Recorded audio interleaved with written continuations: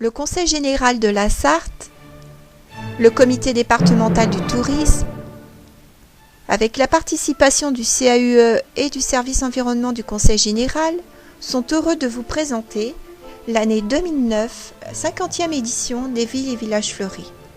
Pour commencer, l'interview de la fille de Robert Buron, fondateur des villes et villages fleuris il y a 50 ans.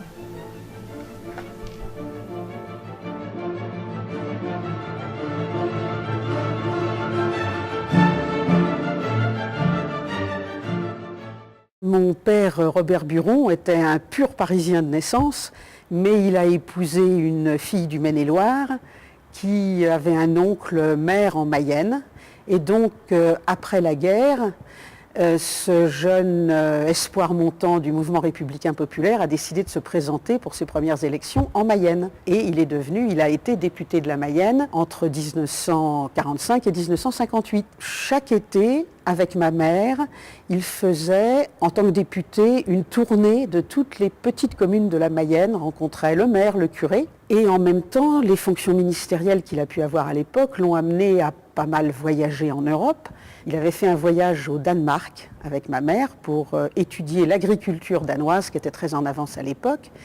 Et au retour, tous les deux m'avaient dit à quel point ils avaient été frappés par l'effort de fleurissement que faisaient les Danois, les fermiers, les habitants des villages dans leurs communes.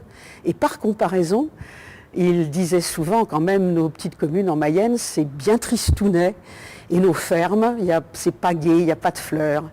Et un autre déplacement d'Ordogne, qui était un département déjà un peu plus touristique à l'époque, dans les années 50, l'avait renforcé dans cette sensation. Et donc, quand il s'est trouvé dans le gouvernement du général de Gaulle, titulaire du portefeuille des transports, des travaux publics et du tourisme, qui était rattaché à ce ministère-là, et a germé l'idée d'encourager au niveau national les Français à donner un visage plus accueillant à leur maison, à donner un sourire à leur maison, à les ouvrir vers les autres et en particulier vers le touriste de passage. C'était rendre la France accueillante et pas seulement à travers l'effort de ses institutionnels ou de ses autorités publiques, mais par l'effort de chacun des Français. Et donc c'était aussi encourager une mentalité d'ouverture aux autres.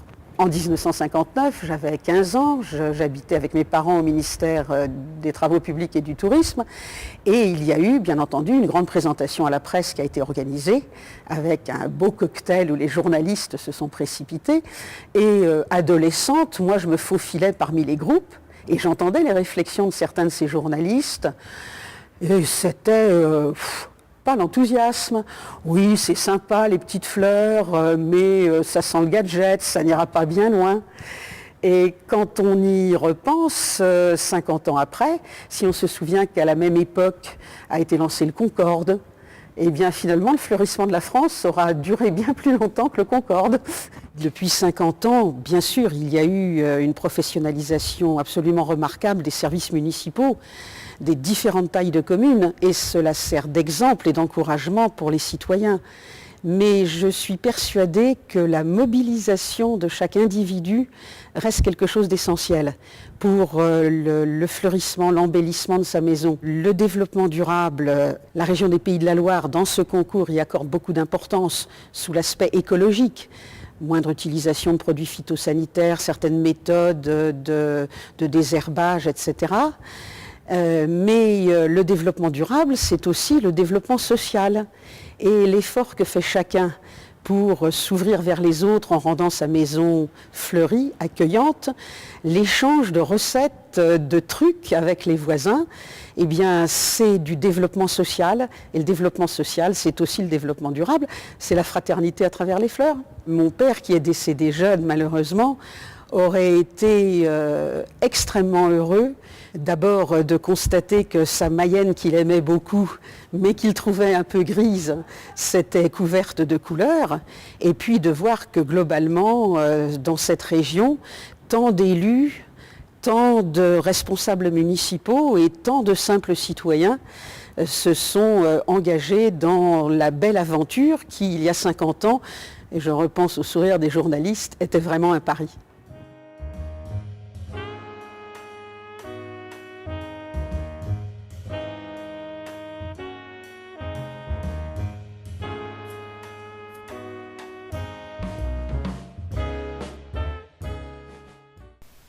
Les membres du jury vous présentent le palmarès départemental.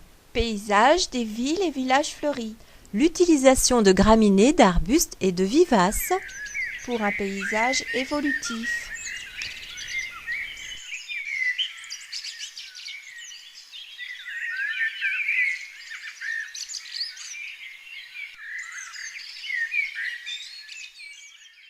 L'utilisation de volumes différents.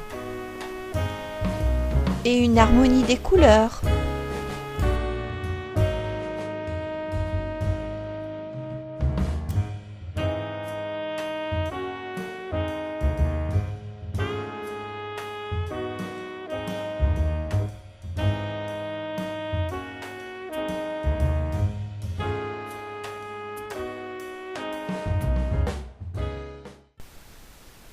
Façades, fenêtres et balcons.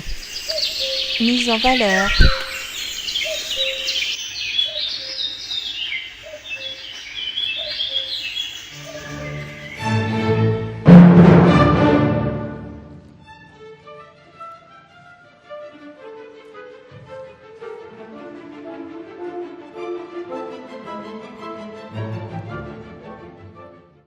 Un accueil tout en couleurs.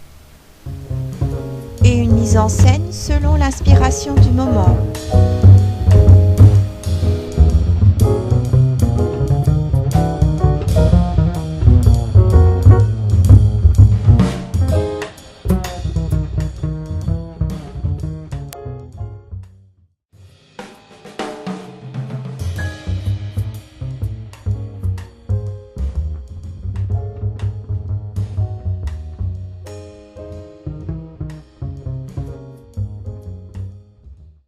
Le mélange de volumes et couleurs.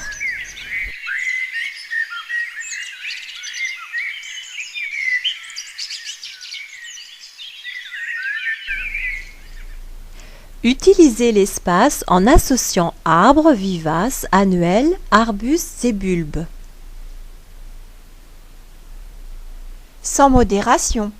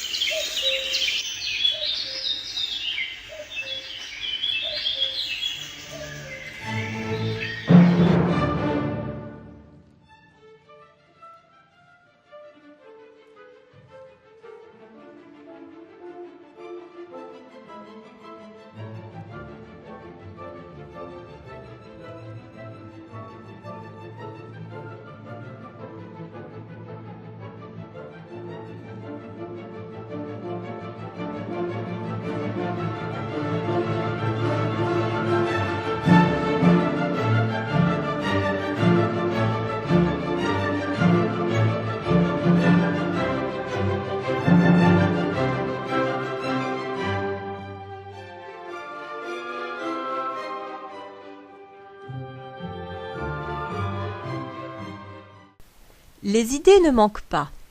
Mise en valeur d'un lieu, D'un élément, inciter l'étonnement et la curiosité.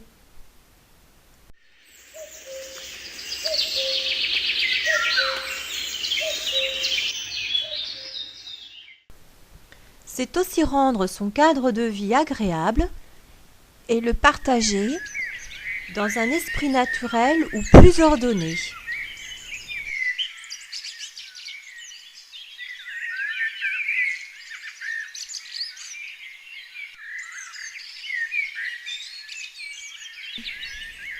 Le paysage de nos villes et villages fleuris, pour le respect de notre environnement au quotidien, quel que soit le lieu, public ou privé.